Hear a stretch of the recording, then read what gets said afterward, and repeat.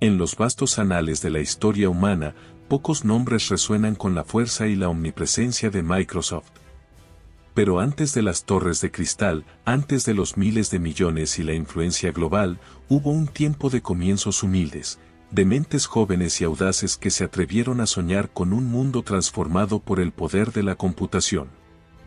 Esta es la historia de cómo dos amigos, armados con ingenio y una visión inquebrantable, encendieron la chispa de una revolución. Era el año 1975 y el mundo estaba a punto de cambiar. En la tranquila ciudad de Albuquerque, Nuevo México, un lugar más conocido por sus cielos azules y desiertos expansivos que por su efervescencia tecnológica, dos visionarios estaban a punto de dar vida a un sueño. Habían respondido al llamado del Altair 8800, el primer ordenador personal asequible del mundo. Una máquina rudimentaria, sí, pero para Bill y Paul, era una promesa. Una ventana a un futuro donde no solo los científicos y las grandes corporaciones tendrían acceso al poder de la computación, sino cualquiera. Su misión, crear un lenguaje de programación para esta máquina, un BASIC que permitiera a la gente común interactuar con ella. Su amistad se forjó en los pasillos de la escuela Lakeside en Seattle, donde la fascinación compartida por los ordenadores los unió. Eran gurús de la informática antes de que el término existiera, pasando incontables horas explorando las entrañas lógicas de estas máquinas, desentrañando sus secretos, e imaginando lo que el futuro les deparaba. La familia de Bill era de clase media alta, y aunque valoraban la educación, su obsesión por los ordenadores era, en ocasiones, vista con escepticismo. Su padre, un prominente abogado, esperaba que Bill siguiera sus pasos. Pero el destino de Bill estaba escrito en código. Después de semanas de trabajo maratoniano, de noches sin dormir alimentadas por cafeína y pura fuerza de voluntad, lo habían logrado. El código estaba pulido, depurado, y listo para ser enviado. Era un hito, no solo para ellos, sino para la incipiente industria del ordenador personal. Con la ansiedad a flor de piel, Paul voló a la sede de MIT, los creadores del Altair, para demostrar su creación. La esperanza y la incertidumbre viajaban con él. La demostración fue un éxito rotundo. El BASIC de Bill y Paul funcionaba a la perfección, abriendo un universo de posibilidades para el Altair. Al Roberts, un pionero en sí mismo, vio el potencial y la genialidad. El trato estaba cerrado. MIT licenciaría el software. Para Bill y Paul, no era solo una victoria financiera, era la validación de su visión. Habían demostrado que el software era tan vital como el hardware. Poco después, en abril de 1975, fundaron su propia empresa, Microsoft. El guión de la historia estaba escrito, y el primer capítulo comenzaba. Los meses siguientes fueron de crecimiento frenético. La demanda de su BASIC para el Altair fue enorme.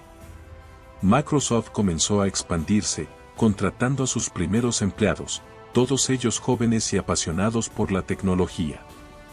La cultura de la empresa se estaba forjando en largas noches de codificación, debates acalorados y una camaradería profunda. Su BASIC se convirtió en el estándar de facto para la mayoría de los ordenadores personales que surgían en el mercado. Desde el Apple II hasta el Commodore PAD, la voz que permitía a estas máquinas comunicarse con sus usuarios era, en muchos casos, la de Microsoft. Estaban sentando las bases de la informática personal. A pesar del éxito, Albuquerque comenzó a sentirse limitado. La verdadera acción estaba en la costa oeste, en el emergente semillero de innovación que sería Silicon Valley, y en su propia ciudad natal, Seattle. En el año 1979, Microsoft dejó atrás el desierto de Nuevo México, emprendiendo un viaje hacia el noroeste. No sabían entonces que ese movimiento estratégico los colocaría en la encrucijada del destino, en el umbral de una oportunidad que cambiaría el curso de la historia. En Redmond, Washington, el guión había sido revisado. Microsoft se convirtió en Microsoft. Habían encontrado su nuevo hogar, pero la verdadera prueba aún estaba por llegar. Lo que no sabían, mientras el sol se ponía sobre su nueva sede, era que una de las corporaciones más poderosas del mundo, un gigante que se pensaba inmutable, estaba a punto de llamar a su puerta, buscando ayuda. Una llamada que transformaría a la pequeña startup de software en el Goliat que conocemos hoy. La mesa estaba servida para un encuentro que reescribiría el destino de la informática mundial y el de Microsoft para siempre. Era el verano de 1980. Microsoft ya era una empresa respetada en el mundo del software, con una docena de empleados y una facturación que crecía exponencialmente. Pero aún vivían en la sombra de los gigantes de la computación. Los grandes fabricantes de hardware dictaban las reglas del juego. Sin embargo, un cambio sísmico estaba a punto de ocurrir. La llamada llegó de Armonk, Nueva York. La voz al otro lado pertenecía a un ejecutivo de IBM, el coloso de la computación, una empresa que hasta ese momento había dominado el mundo de los mainframes, los enormes ordenadores que ocupaban salas enteras. IBM quería entrar en el mercado de los ordenadores personales y necesitaban ayuda. IBM estaba desarrollando un ordenador personal que cambiaría la industria. Necesitaban un sistema operativo, el cerebro que haría funcionar la máquina y un lenguaje de programación. Su primera parada no fue Microsoft, sino Digital Research, el hogar del sistema operativo CP/M, entonces el estándar de la industria. Pero las negociaciones se estancaron. Fue en ese momento crucial cuando IBM recurrió a Microsoft. No estaban buscando un sistema operativo completo, sino un lenguaje BASIC para su nueva máquina. Pero Bill Gates, con su aguda visión estratégica, vio una oportunidad mucho mayor. Paul Allen, con su instinto para lo que vendría, había tropezado meses antes con un pequeño sistema operativo llamado Q2, Quick and Dirty Operating System, creado por Tim Patterson de Seattle Computer Products. Era una joya en bruto, pero con el potencial de ser pulida. La audacia de Gates fue legendaria. Prometió a IBM que Microsoft podría proporcionarles un sistema operativo, a pesar de que en ese momento no poseía ninguno propio. Era un riesgo calculado, una apuesta que definía el espíritu emprendedor de la empresa. Bill se movió rápidamente para asegurar los derechos del Q2. Por tan solo $50,000, una cantidad irrisoria en retrospectiva, Microsoft adquirió los derechos de un sistema operativo que cambiaría el mundo. Lo rebautizaron como MS-2. Un nombre simple, para un producto que estaba a punto de volverse universal. El desafío era inmenso. Tenían que adaptar y mejorar el Q2 para el IBM PC en un plazo increíblemente ajustado. Noches en vela, pizzas frías y una presión constante se convirtieron en la norma. Pero el equipo de Microsoft, liderado por Bill Gates, estaba a la altura. En agosto de 1981, el IBM Personal Computer fue lanzado al mundo. Con un diseño abierto que permitía a otros fabricar componentes y con el MS-DOS de Microsoft como su sistema operativo, el PC no fue solo un producto, fue un fenómeno cultural. La estrategia de IBM de licenciar el MS-DOS, en lugar de comprarlo, fue la genialidad de Bill Gates.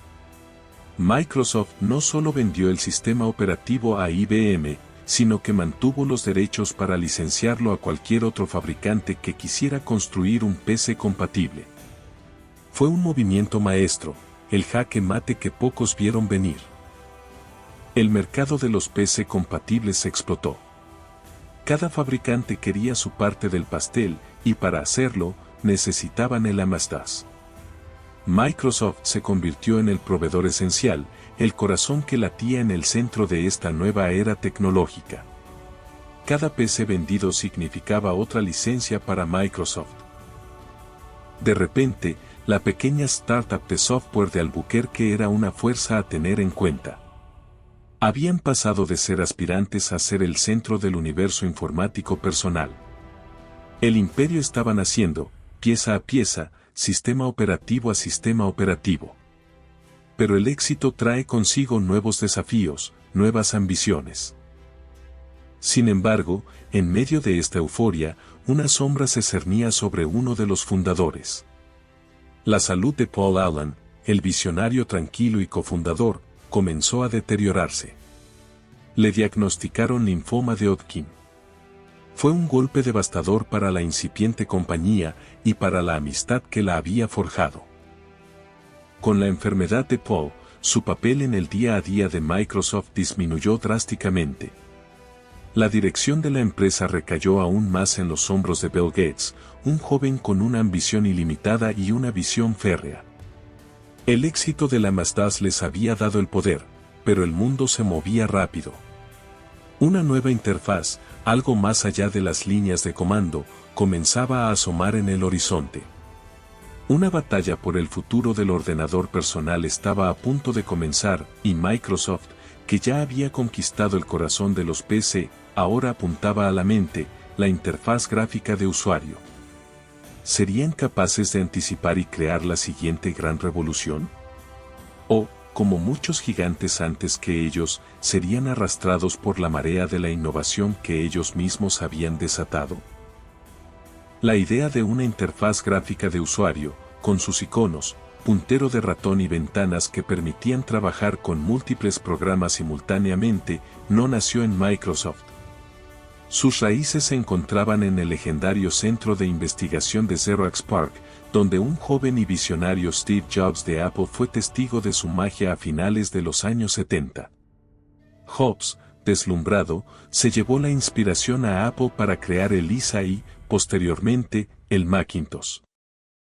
El lanzamiento del Apple Macintosh en 1984 fue una revelación. Su interfaz gráfica era intuitiva, amigable, y una clara mejora sobre el críptico MS-DOS. Bill Gates, aunque inicialmente un socio crucial de Apple, desarrollando software para el Mac, sabía que no podían quedarse atrás.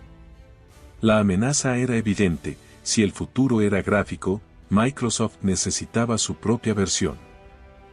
Así nació la ambición de Windows. No sería un sistema operativo nuevo de raíz, sino una interfaz gráfica de usuario que se ejecutaría sobre el MS-DOS. Una capa visual para el sistema operativo que ya dominaba el mundo. Era una solución práctica, una forma de aprovechar su base instalada masiva. El desarrollo de Windows fue una tarea colosal y llena de desafíos. Las limitaciones de hardware de la época, la complejidad de la programación de una GUI y la necesidad de mantener la compatibilidad con el MS-DOS hicieron que las primeras versiones fueran difíciles de usar y no particularmente impresionantes. La primera versión, Windows 1.0, lanzada en 1985, fue recibida con críticas mixtas y no fue un éxito rotundo. A pesar del lanzamiento tibio, Bill Gates mantuvo su fe en Windows. Sabía que el concepto era correcto, solo necesitaba tiempo y mejoras. En 1986, Microsoft se hizo pública, un movimiento que los dotó de un capital inmenso para seguir invirtiendo en su visión. Las acciones de la compañía despegaron, y el mundo comenzó a tomar nota. Windows 2.0, lanzado en 1987, trajo mejoras significativas, incluyendo ventanas superpuestas y la posibilidad de minimizar y maximizar. Aplicaciones populares como Excel y Word empezaron a ser diseñadas para Windows, sentando las bases de lo que sería la Suite Office. Pero la gran explosión aún estaba por llegar. La relación entre Microsoft y Apple, que había comenzado como una colaboración, se deterioró rápidamente. Steve Jobs, sintiéndose traicionado, acusó a Microsoft de copiar la interfaz gráfica del Macintosh.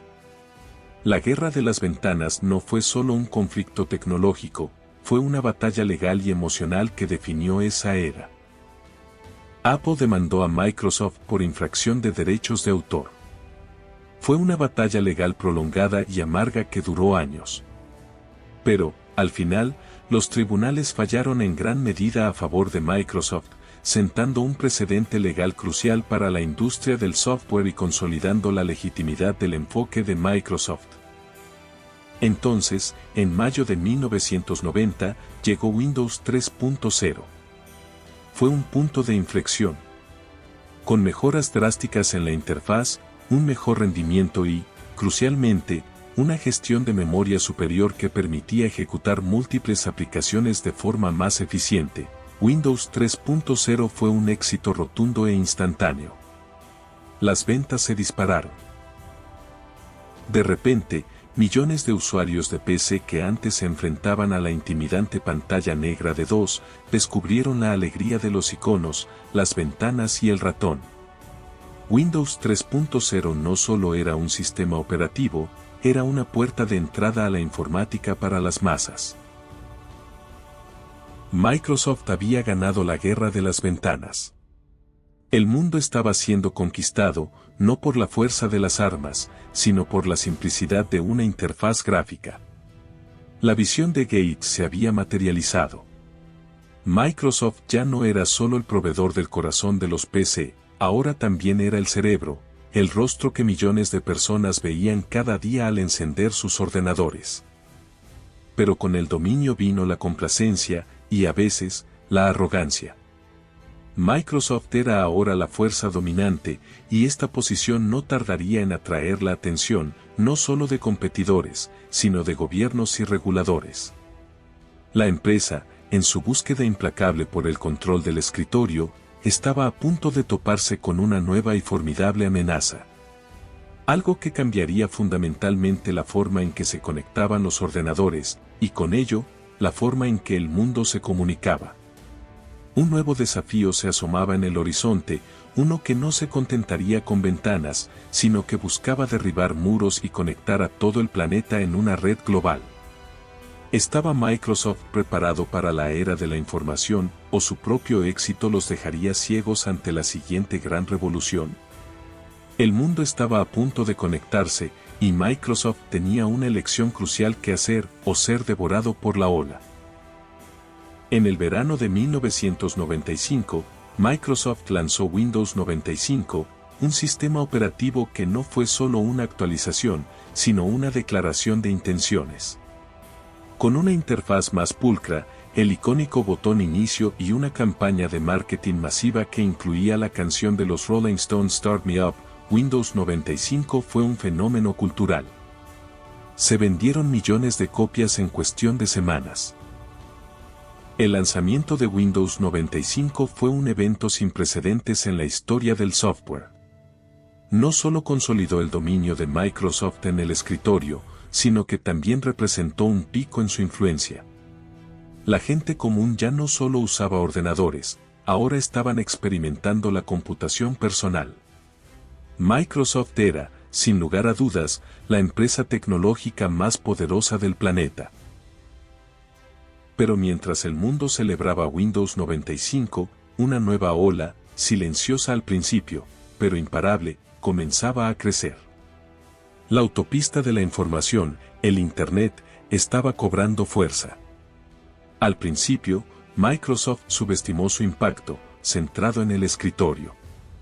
Pero Bill Gates, con su habilidad para adaptarse, pronto se dio cuenta de su error. Su famoso memorándum de la marea de Internet se convertiría en un punto de inflexión. Microsoft giró su gigantesco barco con una velocidad asombrosa. De ser el gigante del software de escritorio, la empresa se comprometió a abrazar Internet.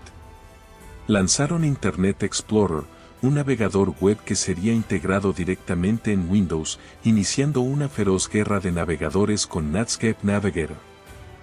La agresividad de Microsoft en la integración de Internet Explorer y su dominio en el mercado de sistemas operativos pronto atrajo la atención de los reguladores. A finales de los años 90, el Departamento de Justicia de Estados Unidos presentó una demanda antimonopolio contra Microsoft, acusándolos de prácticas anticompetitivas. El juicio fue una dura batalla pública que se prolongó durante años. Aunque Microsoft logró evitar la disolución, la demanda tuvo un impacto duradero en la empresa, limitando algunas de sus prácticas y obligándolos a reevaluar su comportamiento en el mercado. La era de la complacencia había terminado. En el año 2000, Bill Gates cedió el puesto de CEO a Steve Ballmer, su amigo de la universidad y un ejecutivo con una energía arrolladora. Gates asumió el rol de arquitecto de software Chief, buscando inspirar la innovación y dirigir la visión tecnológica de la empresa. Bajo el liderazgo de Ballmer, Microsoft continuó innovando y expandiendo sus horizontes. En el año 2001, lanzaron la Xbox, una apuesta arriesgada que los catapultó al competitivo mercado de los videojuegos. Fue un símbolo de la voluntad de Microsoft de desafiar a los líderes establecidos y buscar nuevos nichos de mercado. Sin embargo, a medida que avanzaba la década de los 2000, una nueva revolución comenzaba a gestarse en silencio, la era de la computación móvil. La llegada del iPhone en 2007 y el auge de Android de Google tomó a Microsoft por sorpresa.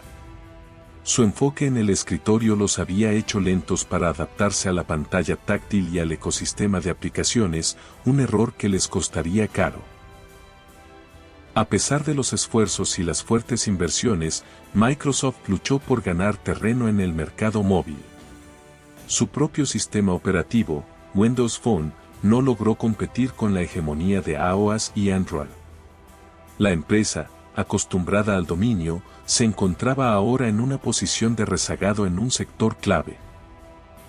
En el año 2014, después de la salida de Steve Ballmer, Satya Nadella, un veterano de Microsoft con un enfoque en la computación en la nube, fue nombrado CEO.